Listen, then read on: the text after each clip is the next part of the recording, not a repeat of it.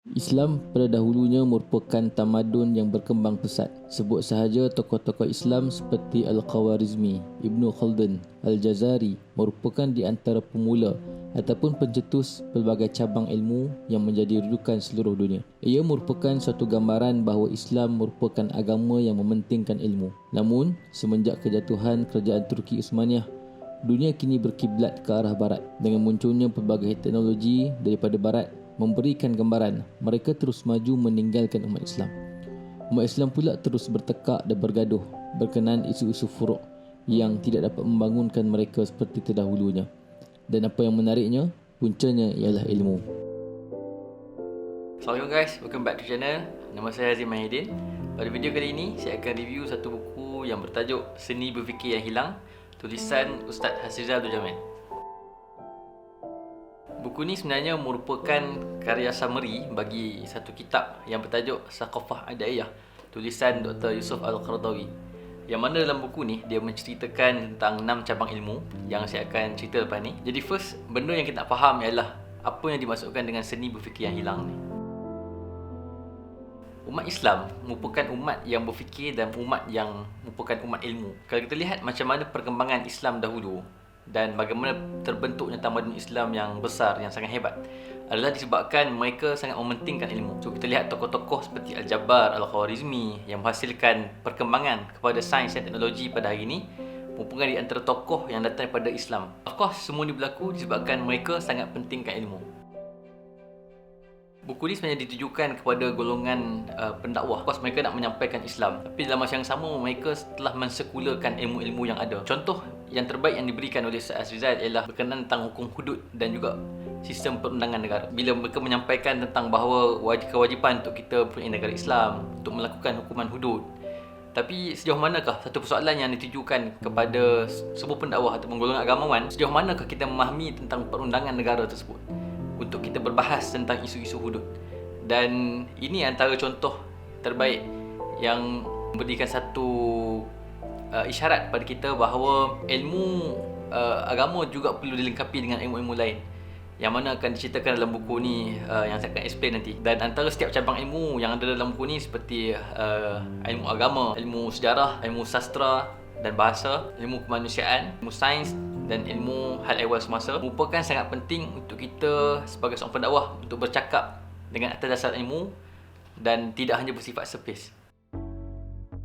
Jadi yang macam saya sebut tadi, ada 6 cabang ilmu yang cuba nak ceritakan dalam buku ni. Yang pertama ialah ilmu agama. Ilmu agama ni of course merupakan essential kepada seluruh umat Islam untuk kita memahami. Kekurangnya kalau kita tidak berada dalam bidang agama, kita kena memahami tentang akidah. Yang kedua tentang fiqh dan bagaimana kita melakukan ibadah. Yang ketiga ialah tasawuf, bagaimana kita memperbetulkan akhlak kita menjadi seorang manusia yang beradab. Dan kalau nak lebih detail, ada lagi 6 cabang ilmu yang ada dalam agama Islam. Contohnya ilmu Al-Quran, ilmu Sunnah, hadis, fiqh dan usul fiqh, akidah, tasawuf dan juga sistem Islam. Yang kedua ialah ilmu sejarah. Kalau yang lama dah mengikuti perkembangan Ustaz Hasrizal ni, kita akan tahu yang Ustaz Hasrizal sangat minati bidang sejarah.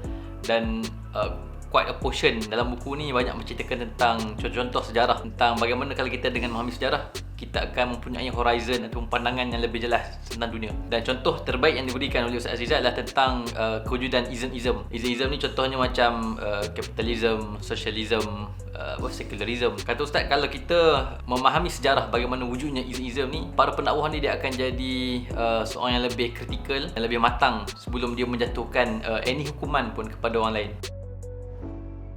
Yang ketiga ialah ilmu sastra dan bahasa ataupun kita kata language. So ilmu bahasa ataupun language ni merupakan kunci kepada ilmu. Sebagai contoh, kalau kita nak memahami Islam, kuncinya adalah dengan memahami bahasa Arab.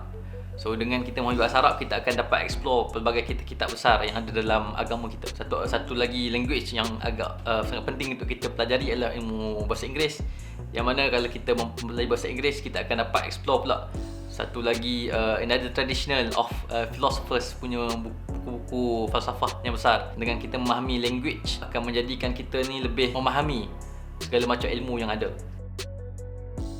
Yang keempat ialah ilmu kemanusiaan. Yang ada dalam ilmu kemanusiaan ni contohnya macam sosiologi, psikologi, ilmu ekonomi, ilmu falsafah. Kita boleh katakan sains sosial lah. So kalau kita tengok dalam sistem pendidikan negara kita, kita banyak ditekankan ataupun fokus banyak ditekankan tentang kepentingan sains fizikal. Yang mana sejak pada kecil kita dimomokkan tentang pentingnya untuk kita jadi engineer ataupun untuk jadi doktor, supaya pada bila dah kerja kelak kita akan dapat kualiti ataupun income yang besar. Itu sains sosial ni sangat penting dalam nak memberikan satu pandangan yang lain lah daripada hidup kita ni. So, memang sangat penting juga untuk pendakwah ni memahami sains sosial.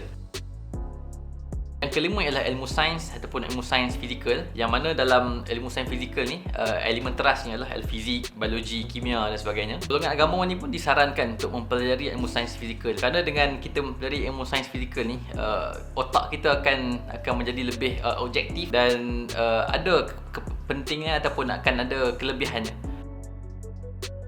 Dan yang terakhir adalah ilmu hal ehwal semasa, iaitu ilmu realiti ataupun memahami apa yang berlaku dengan situasi dunia pada hari ini. Sebagai seorang pendakwah, of course sangat penting untuk kita equipkan diri kita dengan ilmu hal ehwal semasa ni, dan keep up to date to what happen to the world. Di sinilah akan memberikan satu gambaran jelas kepada kita lah tentang kenapa sesuatu tu berlaku lah. Secara kesimpulannya, dunia yang semakin kompleks ni sebenarnya memerlukan kita untuk terus belajar. Dan of course kita sebagai umat Islam merupakan umat ikhra, umat yang membaca. Dan pembelajaran ni tidak terhenti apabila kita menerima segulung ijazah. Kerana apabila kita terima segulung ijazah tu, itulah merupakan permulaan untuk kita mencari ilmu. Dan dengan cara ni lah umat Islam ni akan bangkit kembali menjadi umat ilmu dan menjadi sebuah tamadun yang kita impikan lah, seperti kita ceritakan dalam usrah ataupun dalam ceramah. I think that is some review lah tentang buku Seni Berfikir Hilang ni. Sangat recommended lah untuk you guys baca buku ni, sangat baik. And before kita close the video, by the way saya ada buat macam every week saya akan send the newsletter email ataupun email newsletter. So you guys kalau berminat boleh subscribe pada email newsletter tu. Saya letak link dekat bawah description ni. And email newsletter tu sebenarnya nak yang bertajuk Monday Momento, yang mana saya akan cuba ceritakan tentang apa yang saya found interesting that week, and then ataupun anything life advice ataupun productivity hacks yang saya jumpa, yang saya akan cuba share lah kepada every week and setiap hari Isnin to be specific. And you guys boleh subscribe lah kalau berminat. I think that's all untuk video pada kali ni. So kalau you guys berminat lagi untuk tengok video books review series, boleh klik link dekat sini. And kalau nak tengok video-video tag saya buat sebelum ni, boleh klik link kat sini. So I think that's all. Kita jumpa pada next video. Bye bye. Selamat tahun baru 2022. Bye bye.